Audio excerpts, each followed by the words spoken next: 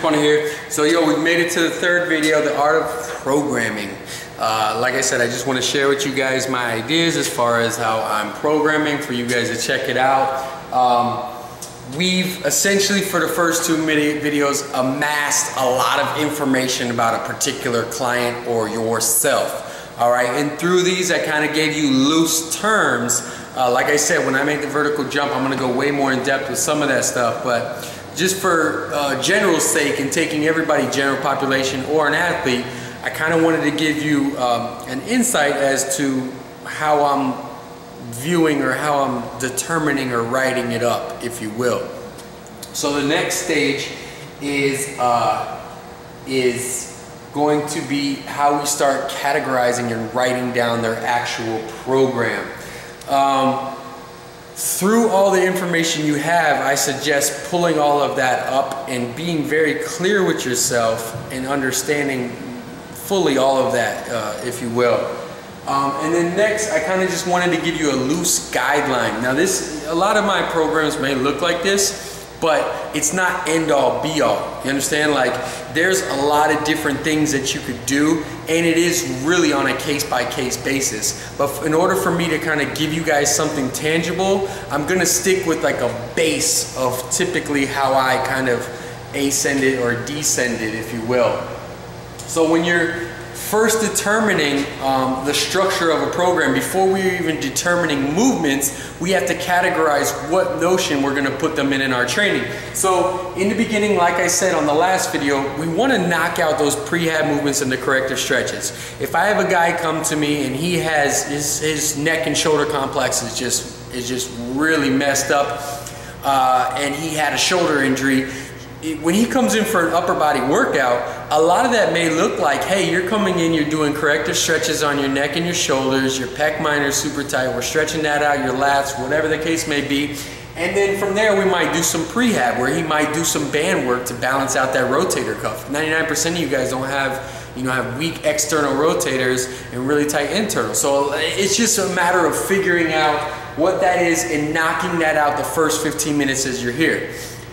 The other big thing about this is this acts as their warm-up. Now, as they're doing prehab, like I said, they're going to be doing functional movements. It starts to warm the body up, and obviously, I don't need to make a case for a warm-up. You guys know that if you're warmed up, you train better, all right? The next is going to be integration. Depending on what exactly it is that they want to do, we want to get the body not just warmed up per se, temperature-wise. Obviously, that's a component of it. But if you will, we want to get the nervous system warmed up. So I might do a lot of integration exercises. And all this means is, now this could be for one particular movement where we're force coupling and we're acting as one movement, or it could be some kind of lunge with a twist, or some kind of plank bird dog where we're integrating both halves of the brain. There's just a lot of different movements that we could do where we're integrating multiple movements together. After that, you're going to see us move to more of a speed and power. I put a little note over here. After we get in from integration down, you want the top of your list of your program to be the highest neurological demand. And that's just a basic rule of thumb. And then down below is more grind reps, if you will. These are the ones where you could turn your brain off and you can already perform these movement patterns. So this right here, number 3, would be more speed and power, if you will. It's going to be a lot more fast twitch, firing a lot faster. We're warmed up and we're ready to go.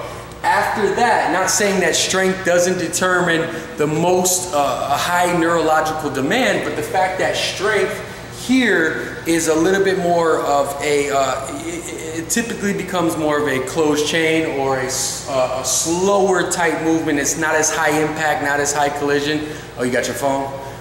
All right.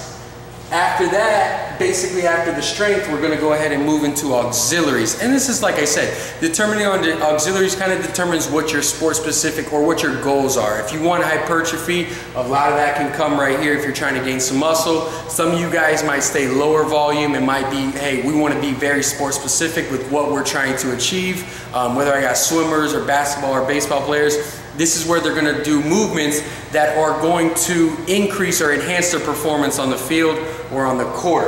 And this is just a basic rule of thumb, like I said. Before we even start selecting movements, we kind of need that framework or that blueprint of where we're going to start pitching in those movements, and we'll go to that in the next series. I'll holler at you guys.